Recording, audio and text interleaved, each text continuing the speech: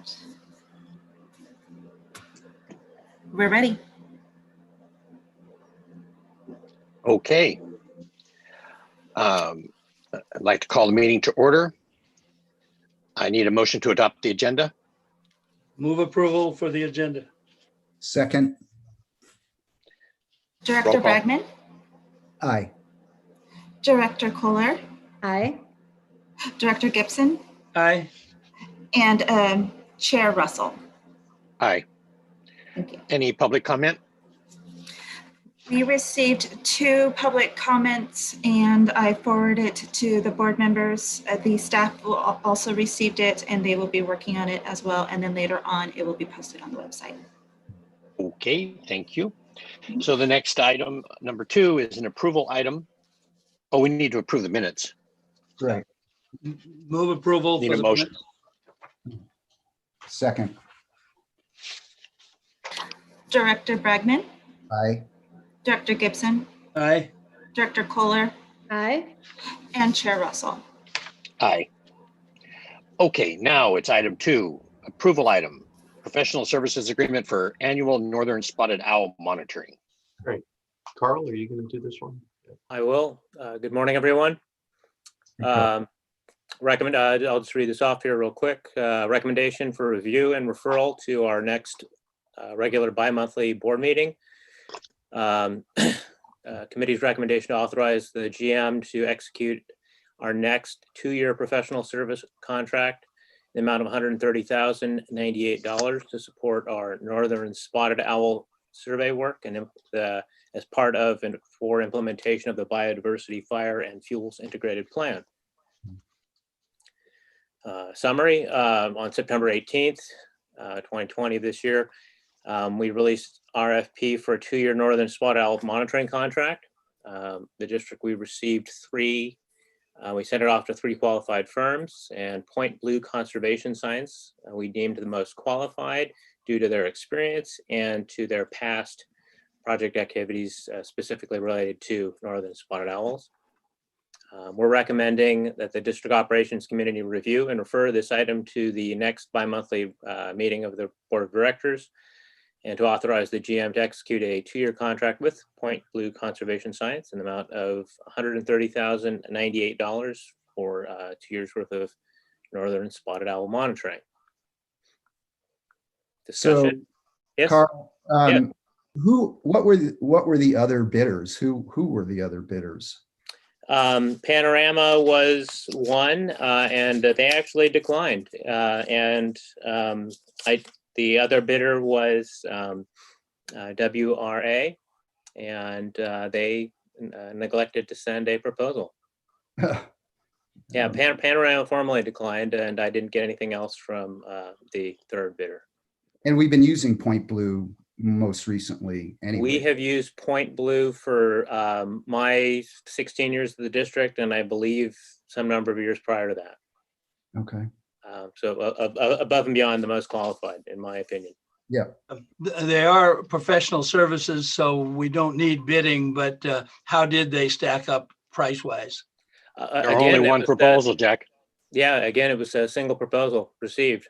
Oh, I'm sorry. Yeah. All right. Do we get any help from One TAM on this? No, not directly, not for the northern spotted owl monitoring work. Mhm. And do they just, Carl, as far as the scope of work, is it limited to within our boundaries, or do they go outside our boundaries? They work strict for this contract. It's strictly on watershed lands, but the data is shared. They share the data with County of Marin, which helps to inform our work as well as we look at the properties adjacent to the watershed. Okay. This work also, in addition to supporting the BIFIP, I mean, I can read this through, but No. it'll also support, to a certain degree, capital projects or engineering projects that come up as well. Sure. How are we doing with the owls, by the way? How are we doing? Overall, stable.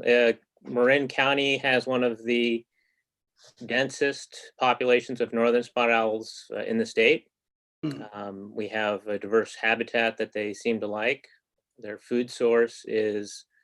primary food source is wood rats, and we are chock full of wood rat nests. So it sounds like they're not doing their job. Yeah. Well, no, as we conduct our vegetation work, we make a point to avoid impacting or destroying the big stick nests of the wood rats as we're working. So that helps. Mhm. So I'm glad to hear they're stable, but it sounds like we're not, are we improving? Are we getting them to a point where they're more stable? Where the populations are moving towards, delisting. I mean, it's great that it's not getting worse. That's always the challenge. So a little off topic, but I can address that. Within Marin County, the stability of the population may relate to the carrying capacity of the habitat that we have. As regionally across the state, they're not doing as well. We have relatively stable habitat and diverse habitat that helps. In California, this subspecies of owl is listed as threatened. In Washington, the northern spotted owl is listed as endangered, so a notch up in terms of risk. I think the county as a whole is doing very well because we actively manage, and we and the county of Marin are very good about avoiding impacts, especially noise impacts during their nesting season. Okay, well, I didn't want to get too far off topic, but if we're going to hire somebody again for this, I just want to make sure that we're aware of how we're doing. So thank you for that. You bet. You bet. I can continue here with the discussion. Excuse me. So under the BIFIP, we have 27 different management actions that direct how we conduct our vegetation work, both in fuel breaks, defensible space, and weeds as such. Each of these management actions, or many of these management actions, require pre-project compliance surveys, one of which is spotted owls. And this service agreement will support that monitoring work. Again, it's specific to spotted owls. It doesn't include other wildlife or other nesting birds. And it's, again, crucial for a state and federally listed threatened endangered species. We have, with the BIFIP, we've been scaling up our vegetation work on Mount Tamalpais. So doing this work is going to be crucial to avoiding impacts. I'm just reading through here. Here we go. The objectives of this monitoring work are to conduct annual inventory and monitoring of the northern spotted owl population, and use the MMW watershed lands, and to understand long-term trends. Determine occupancy and nesting status for the northern spotted owl near upcoming watershed construction projects or vegetation projects that may result in modification and or noise disturbance. Provide specific management information that will help protect the existing northern spotted owl populations. Document habitat parameters surrounding activities around nests, and completion of an annual monitoring report. Important to us too is the sharing of that resultant GIS data with the water district as well as the county of Marin, which allows us to establish avoidance buffers, which is about a quarter mile around occupied nest sites. As I mentioned before, in September, we'd sent this RFP out to 3 local firms, and Point Blue was the only one to respond. But again, I think they are the most qualified, and their price is quite fair. Fiscal impact, total project will cost $130,000, $130,098 over a 2-year period. This money has been budgeted within the 6740 operational budget for $63,462 the first year. And in the second year, $66,636. Okay. You've used up all- Cynthia, you had asked about population trends. One thing I hadn't mentioned, which is sort of on the radar even for Point Blue, is the barred owl, which has it's a eastern species similar in nature to the northern spotted owl. Looks quite strikingly similar. takes up similar habitat. It has been recorded moving into California, and I think there have been sightings, but I don't have a lot of data yet on the barred owl's impact on the northern spotted owl population. B-A-R-D or B-A-R-N? Bar. B-A-R-R-E-D, barred. Wow. Okay. And so I don't have a photo in front of me now, but it looks a lot like the spotted owl. It occupies similar habitat. And there is concern actually across the whole West Coast that the barred owl may at some point could outpeat the spotted owl in certain areas. Wow. Hmm. Interesting. Okay. Ready to move on? Do we have a referral to the full board? Yeah, we do. Okay. Also, we don't have any comments on this too. Okay, thanks. Okay, number 3 is informational item from Paul Sellier about taste and odor. Good morning. Just set this up. Can everybody see the screen? Yeah. Yes. Okay, great. Yeah, good morning. Paul Sellier, Operations Director with the Taste and Odor Update. And as just listening to the prior discussion on the spotted owl monitoring, had me thinking how fortunate we are really to have, a pristine and incredibly biodiverse watershed. And, with that backdrop, you might be forgiven for thinking that, a taste and odor update is somewhat an unexpected topic. Maybe as we go through the slides this morning, we'll understand why maybe that isn't so. So today is a fairly short 10-15 minute presentation. We'll go through the historical perspective before touching on the causes of taste and odor, and then impacts to our customers and what we do today to help manage that, and look at some potential future things that we could be looking at in the slightly longer term. Of course, highlighting the role of outreach in our strategy for managing taste and odors. So,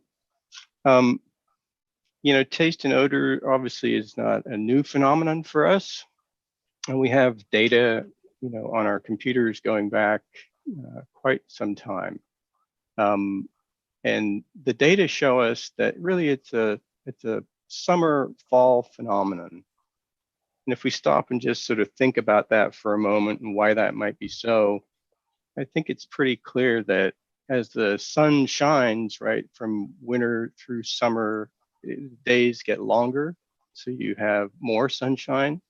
And of course, algae photosynthesize. And then over the course of the summer, the water in the reservoirs warm up. So those two factors really help us understand. And, maybe an analogy is sort of growing corn, right? As corn reaches its full height late in the fall, and it's similar with algae, right? It's sort of a growing season if you think of it in that way. It's not a perfect analogy. But in any case, as I mentioned, our actual records that we have going back to the early 60s of staff at the district reaching out to various experts and indeed regulators asking for advice and assistance dealing with taste and odor. And then before we get into the state of the art today, just look back at what we used to do even at the district in the early 2000s. So not that long ago, we'd be out at the lake collecting a physical sample. And we bring that sample back to the lab, put it on a set of slides and under a microscope. And one of the technicians in the water quality lab would be looking at this slide, counting the number of algae cells that they could see in a given area to estimate the concentrations that would be in the lake. Then they need to identify the type of algae. And to do that, they would be looking through a catalog of photographs and drawings to try to match what they saw on the slides to determine the particular species that we were looking at. And then that component coupled with literally the good old sniff test, where a panel of perhaps chemists in the lab would take a sample of the water from the lake and smell it to determine if there was any odors. And those steps really comprised, what was the assessment method, as I say, as recently as the early 2000s. Today, instead of following those somewhat artistic steps, we do still sample the water, but we're fortunate to have a gas chromatograph mass spectroscopy unit in the lab, and we can run our own tests. And this will actually physically analyze the actual taste and odor compounds down to parts per trillion. Mm-hmm. So, well, one other component here is that while we're focusing today on our reservoirs and lakes, taste and odor is not limited or unique to MMWD. It's a nationwide issue. So let's keep that in mind as we go through today. What are the causes of taste and odor in our water? Blue-green algae, I think everybody has heard that terminology. They're an ancient species, right? I mean, I mentioned that taste and odor had been around probably as long as our lakes have been there. But blue-green algae, I mean, hundreds of millions of years old. Certainly algae, I think people are saying maybe 1 billion years old is the first evidence. Certainly, maybe not these particular subspecies. But anyway, blue-green algae are what's present in our lakes. And as they grow, they synthesize. MIB is the sort of acronym for methyl isoborneol, a little more easy coming off the tongue, and geosmin. Those are the two compounds that really cause our taste and odor issues. And to the right, there are 3 photographs, sort of a rogues gallery, if you will, for us. Anabina and Oscillatoria are shown here, what they would look like under a microscope. And these 2 are the taste and odor producers that are in our reservoirs. The third picture is Eurasian milfoil. That's a much more recent import to our reservoirs. And in particular, we're facing a challenge in Bontempi with this particular algae. And as you can see, this is a macroscopic algae. It's rooted in the earth in the reservoir, grows to depths maybe as much as 20, 25 feet. And we hypothesize at this point, it's only a hypothesis, that Eurasian milfoil is acting as a substrate. You can kind of see that it's got sort of a Christmas tree-like leaf structure. And so there's a massive surface area. And so that's an interesting thing for us to explore a little bit. And below the photographs are the chemical structures of the 2 compounds, geosmin and MIB. And of note here, beyond interest for chemistry geeks such as myself, these structures are typical of what are called aromatic compounds. Those compounds that have odor, whether it's good or bad. And so they're a fairly typical structure in that sense. So those are the rogues gallery, and as these algae grow, eventually they'll die and they split, the cells split, and the MIB and geosmin are of course within the cell, and as the cell splits, they release these compounds to the water. Paul, Yeah. could you explain what you meant by the milfoil being a substrate and how that impacts what we mean by a substrate in terms of the other 2? Yeah. So typically, algae will be floating around in the water column. In this case, the Eurasian milfoil can actually provide a greater surface area than, say, just the floor of the reservoir if the algae were to settle out on the floor of the reservoir in the shoreline zone. And so they just have a much, the milfoil is up in the light zone in the reservoir, and where algae may prefer to be in the shoreline area, now you've effectively created a much wider zone for the algae to exist in. So we believe, and again, it's only a hypothesis at this point, that we think that it's supporting even additional growth of algae essentially in the reservoirs. And that, of course, the growth of algae, they metabolize and synthesize these MIB and geosmin taste and odor compounds. So you have more algae, you have more taste and odor compounds to deal with. And it sort of intensifies the issue. And that was one of the things we think we experienced late last year in Bontempi. So of course, despite the fact that the water may have a change in its taste and odor, it is and remains safe for us to drink. And this is really the heart of the issue, and our challenge really is overcoming perception. And it's a very understandable and natural perception, right? When you smell something and it's changed from what you're used to smelling, what you think it should smell like if you're used to. And so it is a very natural thing, and understand that our customer sensitivities begin, at around 5 parts per trillion when we start receiving the first calls. The nose is very, very effective at picking up these compounds for sensitive folks. And you compare that to our lab instrument, which is capable of measuring at 2 parts per trillion. There really isn't a huge amount of room between 2 parts per trillion and 3 parts per trillion for us to sort of jump in and intervene. But it does, this change in taste really raises this question in our customer's mind. And that's our challenge.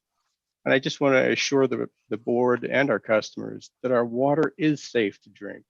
And we know this from the tests that we run on the water. And we understand the levels at which the taste and odor compounds are in the water are in these very low, almost environmental conditions, concentrations of 2, 3, 4, 5 single-digit parts per trillion. And as I mentioned in the write-up in the article for the committee, part per trillion is equivalent to a grain of sand in an Olympic-sized swimming pool. The pool is 50 meters by 25, and I think it has something like 825,000 gallons in it. So these are very, very low levels of chemicals and compounds that we're talking about. And our water, of course, meets all the regulatory standards. So while taste and odor, it's part of our natural cycle of our reservoirs, it is something that we care about and we want to address and minimize impacts to our customers. Regardless of whether the water remains safe, it's really, we want our customers to have good tasting water and enjoy using our water. So how do we manage our taste and odor? It's really, the cornerstone is early and rapid detection. And schematically shown here in the graph on the right is sort of the concentration of taste and odor on the y-axis and time running out across the x-axis. We want to try to be able to detect the presence of taste and odor compounds as quickly as possible. And to do that, we rely on, going out and sampling the reservoirs. When a reservoir is online, of course, that's relatively easy. We can go to the treatment plant and grab a sample pre-treatment and post-treatment and run those through the lab. And of course, as I mentioned, the lab can detect this down at 2 parts per trillion. So we have the equipment and the capability to monitor our reservoirs. And when indicated, we can also go out to the lakes and apply treatment.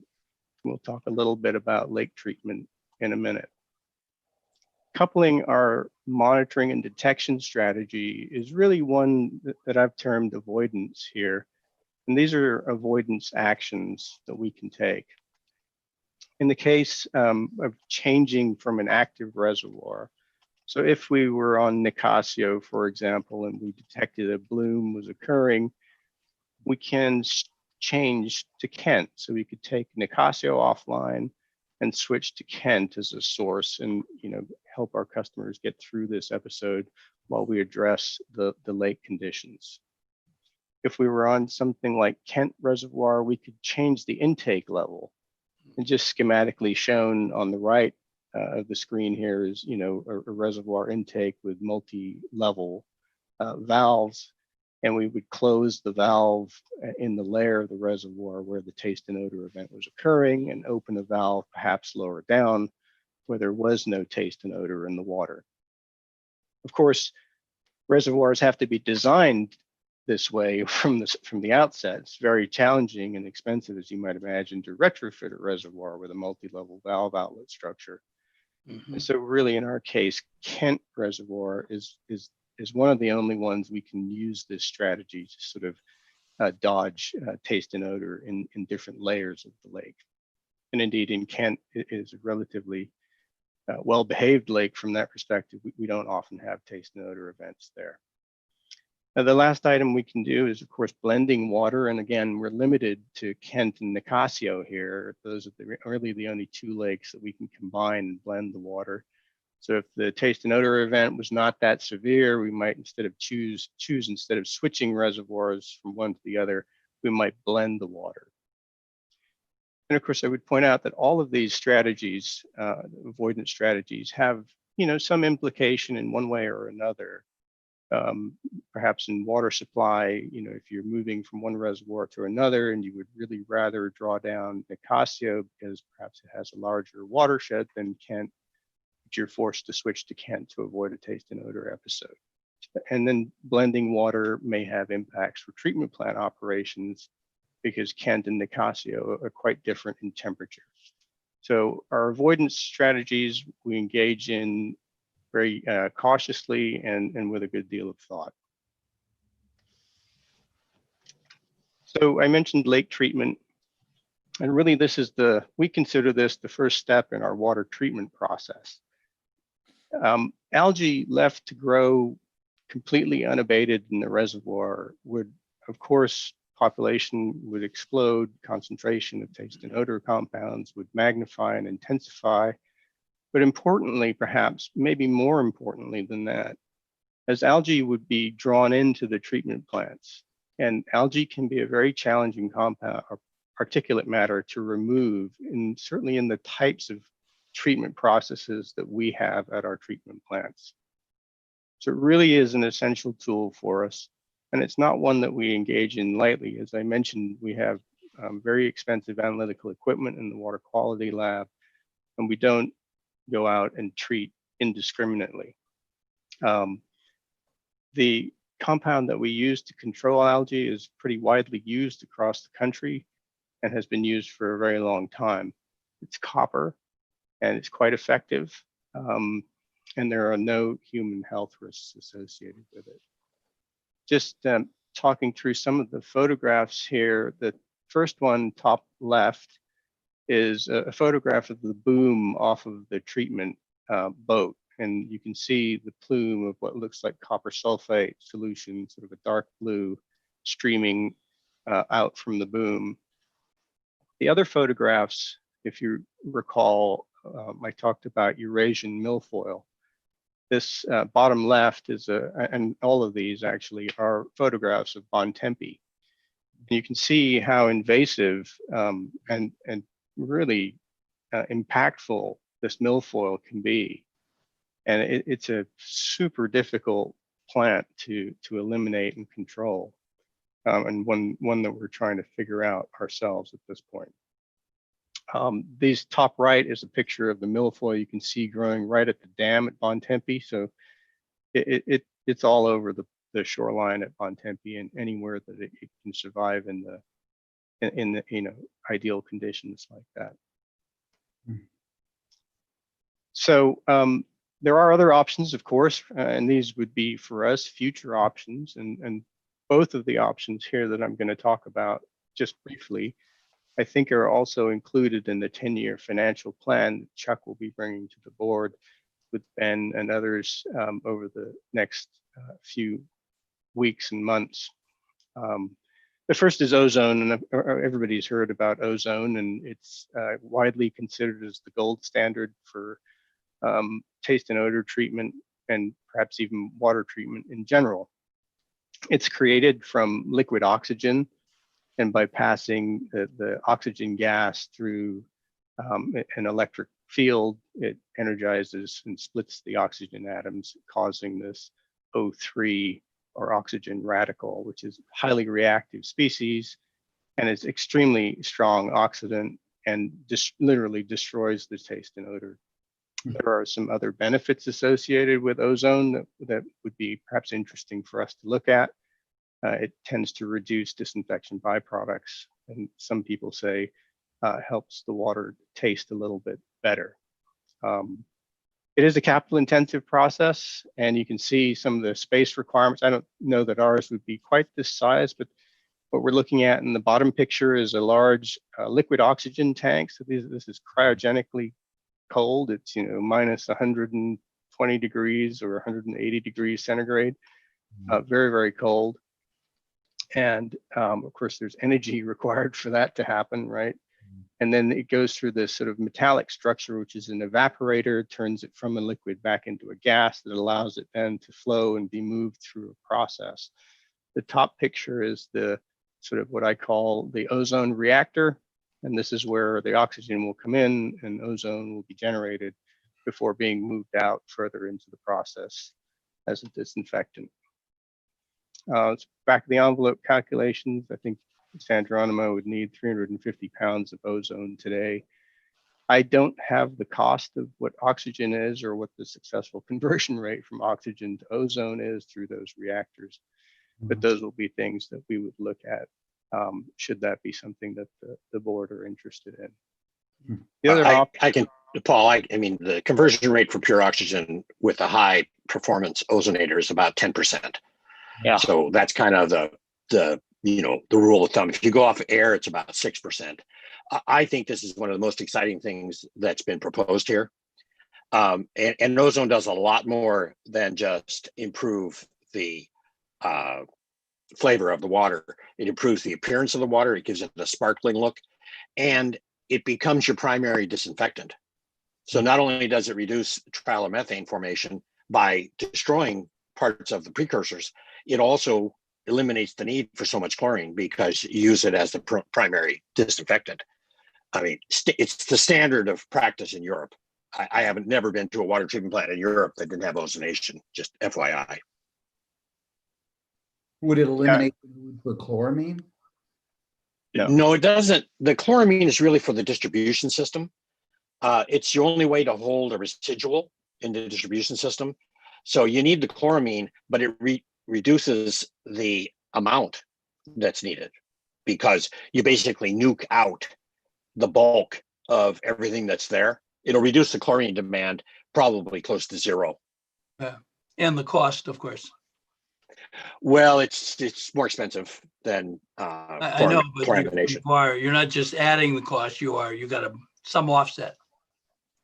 Oh yes, you got an offset, and you also have, I mean, ozone's not cheap to make. It's not cheap to buy, but it is a really good investment, in my opinion, in the long run for the water district. Because, for instance, what Paul's saying is they can nuke out these part per trillion levels of taste and odor, and he's exactly right. Understand that the average consumer most of the complaints in water companies are taste and odor. And that's because of exactly what he said. You bring the glass up to your nose and that smells funny. So you've got that. Everybody is a consumer machine, a detection machine. So, and he's exactly right. Then you start questioning. It'd be like getting a Coca-Cola that doesn't smell right. It's the same kind of thing. You go, I wonder why that is. So this would go a long ways. In fact, probably would eliminate the need for, would eliminate odor complaints completely if we were to put it in. LA Water and Power and Metropolitan Water District, I think Contra Costa now has ozone, I think. I believe they do. East Bay Mud does. I was on a call. East Bay Mud, yeah.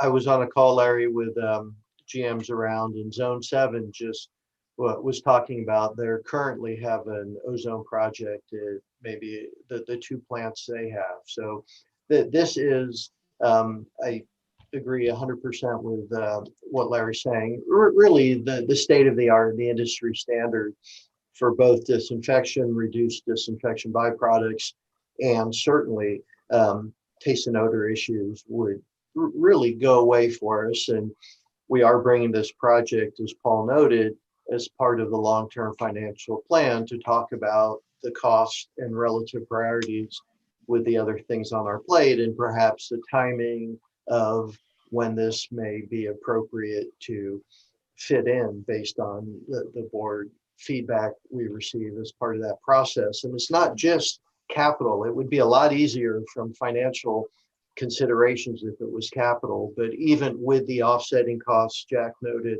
in terms of less chlorine, the ongoing energy demand that's required will far exceed our current chemical costs, for example. So anyway, we'll be bringing that to the board and talking further about these sorts of issues. And of course, Ben, we could put in solar to offset the power. You know, there's a lot of things.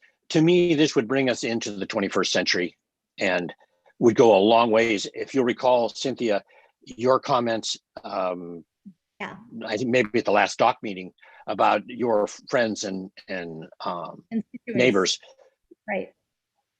it would eliminate those issues, basically. Yeah, exactly. So I agree with Larry, not to repeat anything, but I'm excited about this. I'm delighted the district is moving in this direction. Larry, if you were done, I had a quick suggestion, unless you had more. Sure. No, go ahead. So my thought is this was fairly technical. I think that it would be useful for the staff to put together a webinar for the public. I mean, we can certainly talk about this at meetings, but I think the advantage of putting it in a webinar format is that this is really great information, but I think talking about this from the perspective of the public, talking about concerns, why is this happening? What are we doing? Would be really, really valuable. We don't necessarily need to get into this level of detail, but the other value of a webinar is that people can talk and they're not limited by, public, whatever the rules are about 3 minutes. We can talk back and forth. The board can participate or not, but I think it would really be valuable. And so it's just a suggestion, but going through the, listening to this presentation, I just thought, the people who are affected by this are so upset and so unhappy, and there's so much misinformation out there on social media. So if we could do something that is really intentionally public facing and, explain, not just the issue, but, this direction we're thinking about going. So it's just a suggestion, but if the rest of the board thinks it's a good idea, and I'm not saying you should drop everything. I know you've got a lot on your plates. I'm sure Jeannie's like, what are you asking me to do? But I just think that kind of thing is really valuable. And I'd like to hear a proposal coming back from the staff about the feasibility of doing that kind of thing. It sounds like a great idea, Cynthia. We will take it back, talk about it, and we'll bring something back to the board on. Great, thanks. I agree. It's a great idea. And it's just an emotional for people, Yeah, absolutely. Well, like I said, it's the first thing. It's like smelling the milk. It's the same issue. The milk might be fine, but it smells a little off. You're not going to drink it. And that's exactly the same issue. Even though there's nothing wrong with it. I mean, it's not perfect, but it's almost perfect. And that's a great idea. A great idea to get in front of it. What kind of timing do you think we might look at on something like that, Ben? One thing I wanted to, let us come back and talk to the board. I don't think the timing is going to be a big impediment. I think, I'm thinking, sometime before the end of the year or early next year or something like that to really put something thoughtfully. The reason I asked. I just wanted to note, and we'll talk more with the board when we bring it back, the caution in terms of just in terms of my thoughts of expectations, and I certainly do want to benefit also from, as the board looks at the 10-year plan and sets priorities, from that process we'll be able to get a bit more granular. Are we thinking in the next 5 years, 10 years, 20 years? I agree with, like I've noted, everything that's been stated, and this does seem like a very, very important consideration among the many, capital needs and opportunities we have. But I don't think we have to, zero in precisely on the timing to do the webinar, and I'm not suggesting that. So we'll Ben, we'll I put think something the issue together. is we need to be sooner than that, okay, in terms of addressing Cynthia's neighbors' issues. I think we don't want to get the cart and the horse reversed here. Don't worry about the solutions at this point. I think it's more important to talk about the problem. Mhm. So I think maybe this should be a 1-2 punch. Like pretty soon, we should have an open forum about the taste and odor, and then say we're studying the taste and odor to address the problems. There are a variety of solutions. And that way we address the issue, and maybe, Cynthia, it could be all done on social media. Even you say there's a big undercurrent on social media. Maybe we could come back with that same current and provide the real information. Okay, well, why don't we do this? We have a communications committee, I believe, next month.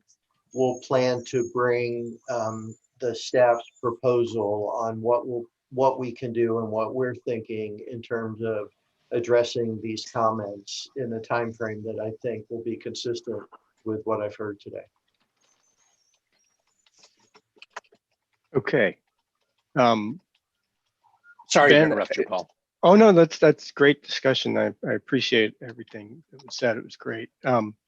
Just a mental note as everybody was talking, darn, I should have led with activated carbon and gone into ozone. It's the cat's out of the bag. So next time. So there are other alternatives, right, to addressing taste and odor, and this is one of them. And we presented just 2 in our article because these 2 kind of bracket the costs associated with dealing with taste and odor, with ozone at the high end. And certainly activated carbon is not cheap either. But, and I would say differs from ozone in that it is, has a sort of a certain percentage of effectiveness in the 80% to 85% removal of taste and odor. And that's whether you use a powdered activated carbon, which is sort of shown here in these what are called super sacks. These sacks may, they're sort of 6 feet tall and 4 feet across, kind of thing, to give you an idea. And they're filled with powdered activated carbon. They'd be lifted up by a crane and placed onto this sort of a skid type structure. The bag would be up here, and it gets fed into a hopper and makes a slurry, and then that gets put into the water at the treatment plant. And that carbon is removed in the clarification process. Is it reused, Paul? No, generally one-time not. use. Powdered It's activated really. carbon is. Go ahead, Paul. No, just echoing your sentiments. Carry on. Yeah, It's really a waste product from the manufacturing of granular activated carbon. It's the fines that they actually remove from their process. So it's the real stuff, but it's a one-time use. You put it in, it gets removed, it gets back washed out, and it's become sludge. Yeah, certainly in our process. There are other processes that are capable of recycling bits of it, not all of it, but they would sort of automatically recycle a little bit of it. And what about Paul? What about energy use? Energy, to comparing the 2 processes would be an interesting one, because obviously activated carbon, right, sort of depends where we draw that bubble. Because to create the carbon, of course, you have to add heat in some way. And are we, there's what's it made out? What's the raw materials for the carbon? Is it coconut husks, or is it some sort of, anyway, there's a bit of a process to evaluate that. But, going out on the limb, my guess would be the ozone would be more energy intensive, just overall. By far. For our processes or our processing, I mean, I would imagine ozone is many times the energy of. Right. In terms of Director Bragman, the operational kind of cost, ozone is the energy, is a big operational cost, and activated carbon is the material cost and also the material handling as goes through the process, and then, as noted, quite a significant increase in the residual material that we call sludge and how we would handle that. Yeah. It's also not the easiest material to handle because it is a very, very fine dust, and it gets over everything. We use it in our water treatment processes, and it's not particularly dangerous except for the size of the particles, but it does have to require some special handling because of the its dustiness. Yeah. Yeah, there are definitely issues for sure. And it's not an operator favorite for those reasons exactly. The other form of carbon being granular activated carbon, this would resemble more closely with what we're used to. In this photograph in the lower left shows a San Geronimo filter. Of course, we use anthracite in our filters, which is not an activated form of carbon, but you would essentially be replacing that with granular activated carbon. And of course, saying that in 3 or 4 words sounds so easy, but I assure you it would require a lot of engineering and calculations to figure out how much carbon we would need and what the effectiveness of that removal would be for taste and odor. And how would you retain it during backwash? Would you put a screen up on top, or? Yeah, we'd have to look at how fast we would, how we would change our backwashing processes. There's a lot of engineering that would go into it for sure. Yeah, a lot. Flint did that, and it works. It's not the smoothest, in my opinion, of how to address installing activated carbon, but it's also hard to regenerate, because you don't have it in a place that's easy to get it access to it. Right. And so this was just one method. The other shown on the lower right over here is, a dedicated, well, this isn't particularly exclusive to taste and odor removal, but this would be an example of a dedicated contact chamber for granular activated carbon, where it's used purely to remove taste and odor and not really as a filtering agent. So those are the sort of bracketing the costs and options for taste and odor removal at the treatment plants. But there are other things that we can look at, right? And shown here is this sort of algae life cycle notion, right? And can we reach into this life cycle somehow and disrupt it, maybe by controlling one of these essential nutrients for algal growth, or looking at the biodiversity of the algae, the diversity of the algae species itself? Is it a monoculture of algae, and can we introduce another algae that maybe competes with it and doesn't produce taste and odors? Understanding really these sort of biological or biogeochemical cycles and seeing if we can reach into the reservoir and make a positive effect by some sort of an intervention in that process. And this is a study that staff will be proposing to bring to the board for approval sometime within the next 2-year budget cycle.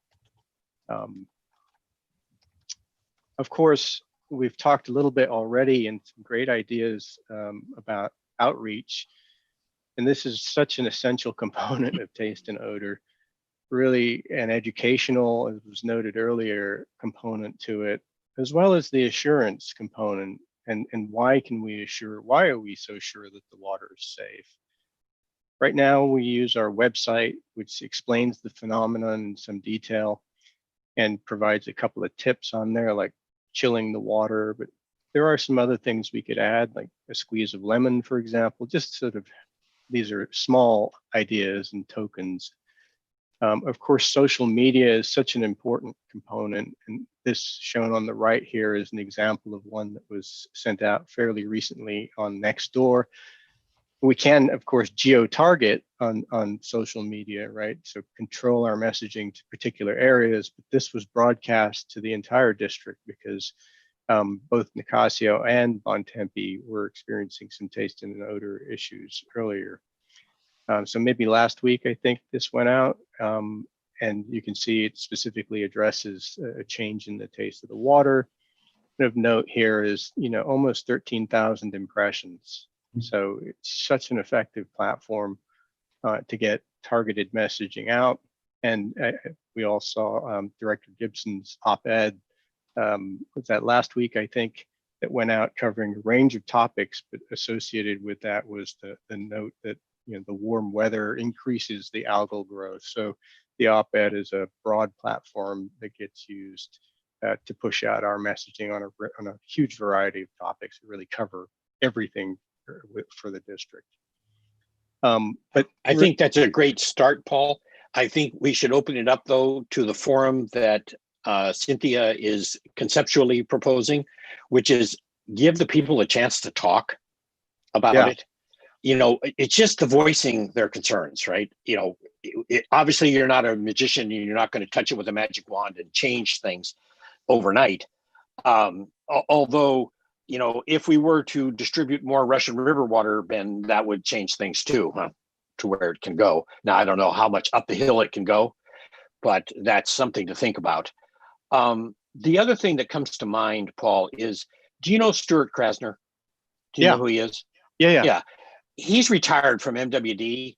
I would strongly suggest you get a hold of Stuart and talk to him. I think he's probably the foremost expert, probably in the world, on geosmin. And, I think we should retain him and get his thoughts, because he's used to these big open reservoirs. He's used to the problem. He thinks in megabucks, MWD size stuff. But, he probably wouldn't even know the difference between MMWD and MWD, in the name. So, yeah, I've talked to him a few times over the years. He's been very generous with his time. Yeah. But I think we should retain him, because I think what you're talking about is very exciting, and it's a real step in the right direction and a step forward. Yeah. Great. So just highlighting the importance here of outreach and that component noted. Obviously, we'll be coming back to the board with our proposal for that webinar / work group type process. And that's really to conclude, I guess, just running through. Obviously, TNO, as I mentioned, it's been around as long as algae have been around, and for us, it's as long as our reservoirs have been sending water out to our customers. Our rogues gallery reveals that it's MIB, not Men in Black, but methyl isoborneol and geosmin that are the culprits in our reservoir water. And we understand the impact for our customer, right? Reality versus perception. And that's our challenge. And that's sort of what we've been talking about just most recently with outreach. We talked a little bit about what our tools are. Basically, we avoid it as much as we can. And then potential future options that are quite exciting for treatment plant processes. But before we get there, maybe there's something we can do before that, right? And start to understand what this algae biogeochemical cycle is about and how can we interrupt it. And then, of course, outreach is going to be an essential tool for us. That's all I have today. A couple of thoughts, Paul. Yep. One, remember the old axiom that the proof of the pudding is in the taste. That's one thing you have to deal with. The other thing that strikes me that I think should be added to the list of consideration is the floating solar units that would block off light penetration into the lakes. It's worth at least thinking about. I don't know. Those are the units that cool themselves with the water, so they run more efficiently than regular solar units because they don't get hot. So, obviously floating electrical devices in a lake is not a simple task, but I think that one deserves some consideration. We can definitely look at that. I think we have in the past, just very briefly looked at it. And as you note, there are challenges. Absolutely. Not the least of which will be, of course, the technical side, but of course, impacts to views and the watershed. And we want to make sure we don't change that experience too much for our customers. Yeah. Paul, I know in Laguna de Santa Rosa, where they had the Ludwigia problem, they were actually using some kind of mechanical harvester to remove some of the weeds from the area. And I'm just wondering, for the substrate species that you mentioned, whether just trying to come up with some kind of a mechanical removal would reduce the substrate and reduce, the blooms. Yeah, so that is one method that's used. It's a very short-term method. Eurasian milfoil is somewhat of a unique species in the way that it can propagate, and it's really well designed by nature. So if you fragment that thing at all, all it needs is the smallest fragment, and it'll start to grow again. So it's almost like a broom, right? The act of harvesting the broom, you're shaking out the seeds into the freshly tilled soil if you're not careful, right? Depending when you do it. Yeah. But people do it. They absolutely do have mechanical harvesters that go in and they pull out the macro component, the large chunks of it, and that'll clear up. They typically see that in a marina type setting where they need to have a waterway, because obviously that extent of weeds will get fouls up the propellers on boats and things like that. But yes, mechanical removal is one of the tools. Paul, that would likely be an element of this study we're proposing, we'll be bringing to the board in terms of better understanding lake management as one tool. And I would add to that, the Laguna de Santa Rosa, I'm just a bit familiar with the work that's proceeding. It is actually trying to deepen the waterway for water movement to disrupt the establishment. So part of that is how the water moves through the system, it being kind of a waterway, to the Russian River. And I don't know and it would be part of a study I think would be appropriate, because I don't know what the water movement, how that would compare here in the lake systems. Right. And it's a different species too, but it's just, True. This seems to be seasonal. So if you could knock it down seasonally, it would seem to follow that the algal growth would be reduced. And I also wanted to mention and thank Paul for his tasting notes, his algal tasting notes, which the dirt forward note I thought was extremely descriptive and interesting. So appreciated. Yeah, obviously, I don't know, Paul, I would guess $1 billion has been spent on the milfoil control. One of the things I remember about it, and maybe we could find a duck that likes it, because that would make us very famous if we could get a duck that would eat that particular one. Probably the best mechanical device you can get. The problem is that it moves away. It's pretty smart, and it's motile. So when you go to collect it, it swims away from the collector. It's a pretty clever little plant. It's Just very FYI. Very well designed. They do breed, or used to breed, a weevil, believe it or not. Talk about getting into the weeds here, but no pun intended. There was a company that was their business model. They bred a weevil that ate and burrowed into the stalks of this Eurasian milfoil, preferentially over the natural species. So it was really very selective for milfoil. Unfortunately, they went out of business. But that was an option I think we looked at just sort of briefly, sort of as a academic exercise back in 2005, 2006. But yeah, it's really a challenging one, milfoil. There's lots of patents there. And this is the one that comes from the aquariums, right? People dump in their aquariums to save their fish. Mm-hmm. Yeah. So the problem is, maybe we need to do some education there. Please don't do this. Don't put your fish in the reservoirs.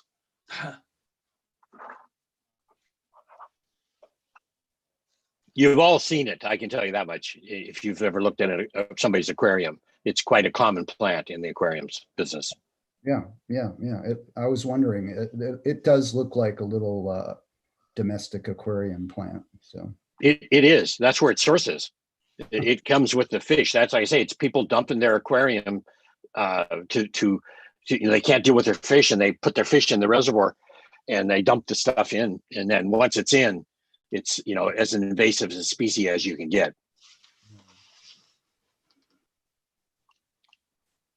Okay, well, That's all I had, I guess, unless there are any questions, follow-ups, I will stop sharing. Only one thing I would say, Paul, is I think sooner is better than later on getting the word out on the taste and odor. You know, we're probably already closing on the end of the season, but I still think it would be good to have a forum that opened it up as soon as possible to let people get their 2 bits in and to learn from the horse's mouth, huh? You know, as opposed to the other end of the horse. I'm left wondering, which am I? Uh-huh. Well, I can tell you that from your ears. You're the front end. I'm so sorry. I have another call starting right now, so I'm going to say goodbye. I think we're at the end of our agenda. It was great to see you all, and have a great weekend. Take Thanks, care. Cynthia. You too. Take care. Okay, I think that's it for the moment. Thank you all. And like I say, Ben, you're on the right track here of really bringing the water district into the future with these kind of approaches, because we will leave a mark on it. We should also mention that our friends at North Marin are using ozone on their Stafford Lake facility because of the tremendous odor complaints they get from the algal growth in the Stafford Lake. Yeah, I thought this was a great discussion, and Yeah. more to come on this issue. Yeah, I agree. Okay, thank you all. All right, have a good weekend, everybody.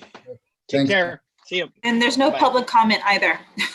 Oh, yeah. Okay, cool. Thank you for that, Terry. Thank you. Thanks. Excellent. Thanks, everyone.